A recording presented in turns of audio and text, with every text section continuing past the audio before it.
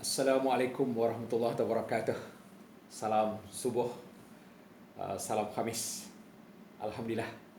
So sekali lagi kita sama-sama panjatkan kesyukuran kepada Allah SWT kerana dengan izin dan limpah kurnianya kembali kita diberi peluang untuk meneruskan kehidupan kita di maya pada ini. Sekalipun kita masih lagi diganggu sedikit kesulitan, tapi apa-apa pun syukur itu kena terus ada di bibir kita, terus meniti di bibir kita di atas segala kurniaan nikmat, rezeki, kehidupan, kesihatan, umur yang panjang, masih lagi mampu meneruskan kehidupan. Kepayahan itu normal, itu kitaran kehidupan kita. So pada pagi ini saya nak petik satu topik lah. Kadang-kadang kita pun hairan kan, bila kita diuji sedikit dengan masalah, kita cepat frust, cepat give up. Kadang-kadang kita buruk sangka dengan Tuhan. Ada setengah tu sampai buat tindakan drastik, macam tak percaya dah pada agama. Allahu Akbar. Kita kena tingkatkan rasa kehambaan kita. Bagaimana kita nak tingkatkan rasa kehambaan kita di sisi Allah Subhanahu Wa Taala? Yang pertama sekali kita kena ingat, kita adalah hamba. Tuhan pemilik segalanya. Tanpa Tuhan, siapa kita? Tuhan, Allah SWT, pemberi nikmat, pemberi segalanya. Padanya kita bergantung harap. Kita tak boleh bergantung harap kepada manusia, kita kecewa. Tapi kita bergantung harap kepada Allah SWT. Bagaimana kita nak tingkatkan rasa kehambaan kita kepada Allah SWT? Yang pertama sekali, kita kena rasa hina di hadapan Allah SWT.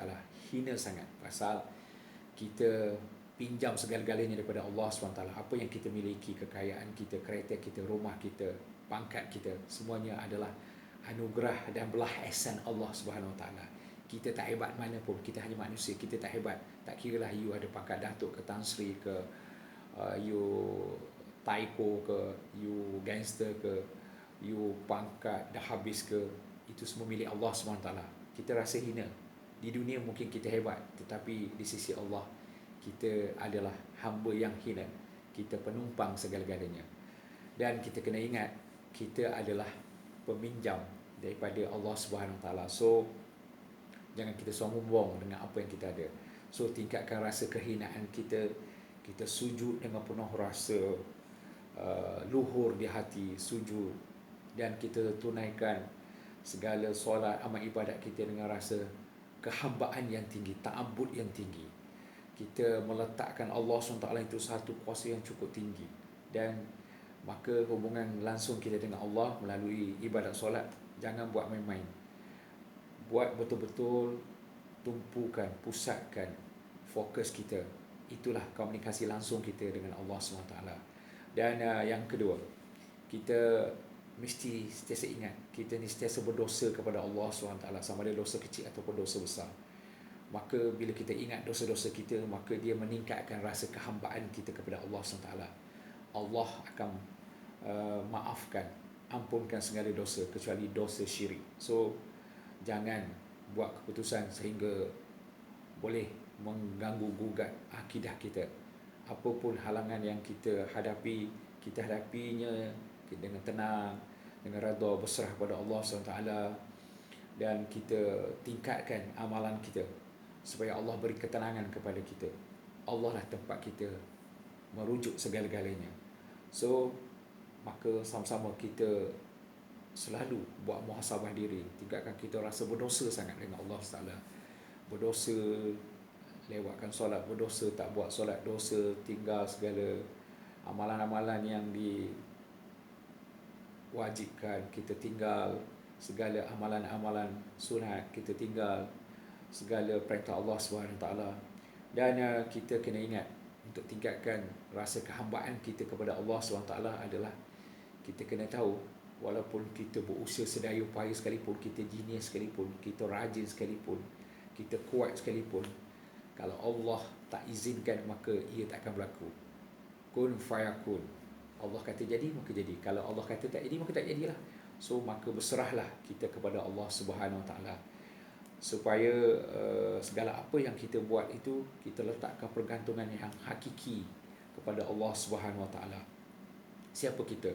Allah itu Khaliq, Allah itu pemilik segalanya. Dialah pemilik tunggal segala kehebatan, kekuasaan, kekayaan, segala rahmat, segala isi bumi, langit dan bumi ini. So kita tingkatkan rasa kehambaan kita.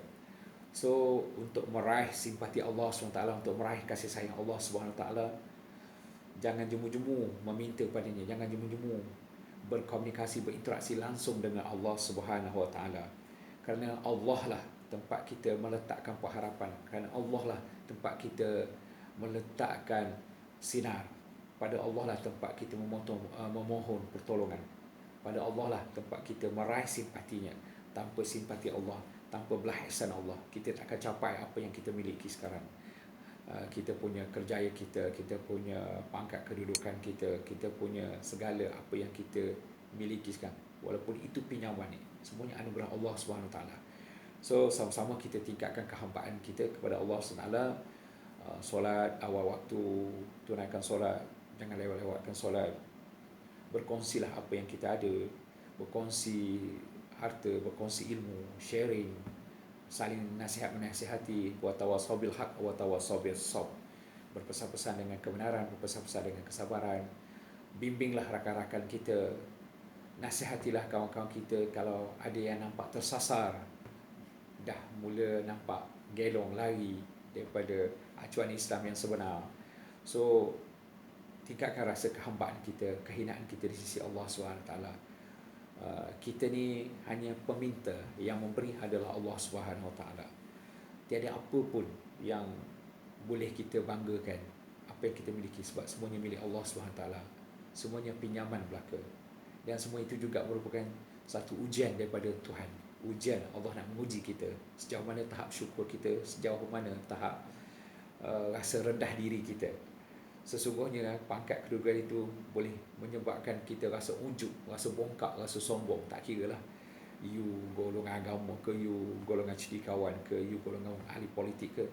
Pangkat kedudukan kuasa itu menyebabkan kita hampir kepada kehinaan di sisi Allah SWT. Sebab dengan riak, dengan sombong, dengan ujub, dengan bongkak itu boleh mengundang sifat-sifat mazmumah dalam diri, sifat keji, sifat rasa ego dan segala-galanya. Ingat, segala pangkat kedudukan boleh mengundang rasa kehinaan di sisi Tuhan nanti kalau kita tak kawal.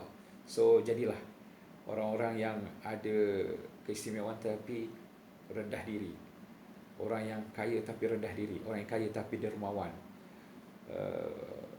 pemimpin yang rasa bertanggungjawab, integrity, accountability yang cukup tinggi kepada tanggungjawabnya, pada amanah yang diberi padanya. Kita nak pemimpin-pemimpin yang ada jadi macam Khalifah Umar Abdul Aziz, yang malam-malam merayak dalam segenap kampung, pergi tengok rakyat dia, bukan setakat melontarkan cakapan berdegur-degur tapi kerja tak buat. Kita nak pemimpin yang prihatin, kita nak seorang ketua yang faham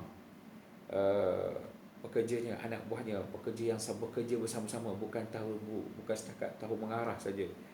Kita nak pemimpin yang ada rasa rendah diri, bukan ego dengan pangkat. Pemimpin yang nak cari redha Tuhan. So sebelum kita raih redha Tuhan, kita kena cari juga raih redha manusia dulu. Bila kita dapat redha manusia, manusia mendoakan kita, kawan-kawan mendoakan kita, maka insya-Allah Allah akan redha kita. Begitu juga dengan mak ayah kita. Dapatkan redha mak ayah, baru dapat redha Tuhan. Mohon ampun dan maaf selalu dengan mak ayah kita. Dan kalau boleh, sentiasalah kita buat checking, self checking. Kita buat, kalau dalam ayat motivasinya yang saya sebut dalam program-program motivasinya, analisis SWOT dah, strength, weaknesses, opportunities dan threat. Kekuatan, kelemahan, peluang-peluang yang boleh kita raih dan halangan-halangan dia. Begitu juga dalam hal-hal agama. Apa kekuatan yang kita ada? Kita masih sihat kan? Apa kelemahan yang kita ada? Kita ada rasa malas nak bangkit malam, malas nak tahajud, malas nak bangun subuh, sejuk. Apa kita punya peluang? Peluang kita nak raih rahmat Allah, nak raih syurga Allah, nak raih jannah. Maka bagaimana kita nak gapai, nak raih jannah Allah SWT?